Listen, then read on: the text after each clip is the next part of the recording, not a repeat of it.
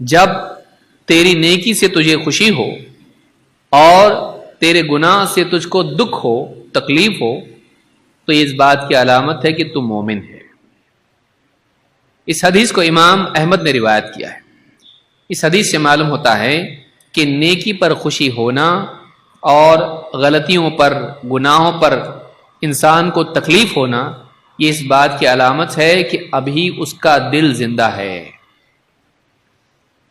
اور وہ پتھر نہیں ہوا ہے۔ لیکن بعض اوقات گناہوں کی وجہ سے یا دنیا میں مشغول ہونے کی وجہ سے انسان کی کیفیات ماند پڑ جاتی ہیں، پھر وہ نماز پڑھ رہا ہے، ذکر کر رہا ہے، تلاوت کر رہا ہے، دل اس میں نہیں ہوتا، اس میں دل نہیں ہوتا ہے۔ اس کو پیسہ مل جائے تو بہت خوش ہوگا، لیکن نیکی کی توفیق ملے اس پر خوش اتنا نہیں ہوتا ہے جتنا پیسوں پر ہوتا ہے۔ دنیا میں عزت مل جائے، دنیا میں مقام مل جائے، دنیا میں کچھ انجوائے کرنے کا موقع مل جائے، کھانے پینے، لباس، زیور کے اعتبار سے خوش ہوتا ہے، لیکن اللہ کی طاعت کا موقع اس کو نصیب ہو، میسر ہو، اس پر وہ خوشی نہیں ہوتی ہے۔ کیوں؟ اس لیے کہ آخرت کے مقابلے میں دنیا اس کے ذہن پر چھائی ہوئی ہوتی ہے۔ مومن ایسا نہیں ہوتا ہے۔ مومن کے سامنے ہمیشہ آخرت ہوتی ہے، مومن کے سامنے ہمیشہ جنت ہوتی ہے، مومن کے سامنے ہمیشہ جہنم ہوتی ہے۔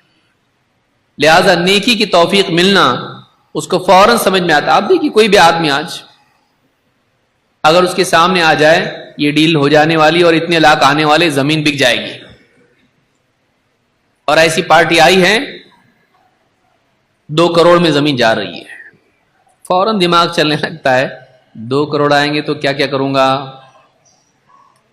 2 کروڑ میں سے اتنا 50 لاکھ کا یہ کروں گا، 20 لاکھ ادھر، 10 لاکھ ادھر، 5 لاکھ ادھر، پورا ذہن میں پورا پلان بنا لیتا ہے۔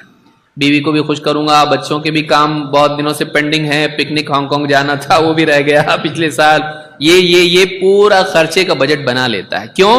اس پیسے سے کیا کیا ہوگا اس کے ذہن میں وہ فائدے ہوتے ہیں۔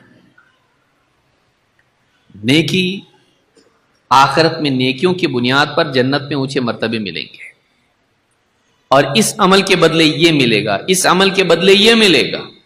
مومن کے سامنے ہوتا ہے کہ نیکیوں پر اللہ کے ہاں انعامات کیا ہیں، لہذا جب نیکی کی توفیق مل جاتی ہے فوراً اس کے ذہن میں آتا ہے اس نیکی پر یہ اللہ دے گا۔ غلطی جب ہو جاتی ہے فوراً گھبرا جاتا ہے اس گناہ کی یہ سزا ہے۔ تو ایسا نہیں ہو سکتا ہے کہ ایک انسان کا ایمان زندہ ہو، تازہ ہو، اور نیکی سے اس کو خوشی نہ ہو اور گناہ سے اس کو تکلیف نہ ہو، اور نیکی پر اتنی خوشی کیا کم ہے کہ اللہ کا حکم میں نے پورا کیا، اپنے مالک کی چاہت میں نے پوری کی، اور گناہ میں اتنا ہی برائی کیا کم ہے کہ میں نے اپنے رب کا حکم توڑا جس نے اتنے سارے احسانات مجھ پر کیے ہیں، اور اس گناہ کی وجہ سے میں اس سے دور ہو گیا، وہ مجھ سے ناراض ہو گیا، اور اس پر اللہ اگر سزا دے تو کوئی بچانے والا بھی نہیں۔ تو مومن کے دل میں یہاں یہ بات یاد رکھنے کی ہے، مومن ایک سینسٹیو انسان ہوتا ہے، وہ ایک حساس انسان ہوتا ہے، وہ جذبات والا ہوتا ہے، وہ پتھر کی طرح، مشین کی طرح نہیں ہوتا، روبوٹک نہیں ہوتا، وہ کہ پریکٹیکلی سب کر رہا ہے اور کچھ بھی نہیں ہو رہا، اس کو نہیں ہوتا ایسا۔ اس کا دل جذبات سے بھرا ہوا ہوتا ہے، اور یہی وہ کیفیات ہیں جو اس کو اعلیٰ انسان بناتی ہیں۔ انسان کی نیکی کی قیمت اس کی کیفیت سے بڑھ جاتی ہے۔ نہیں، قرآن میں اللہ نے کیا فرمایا؟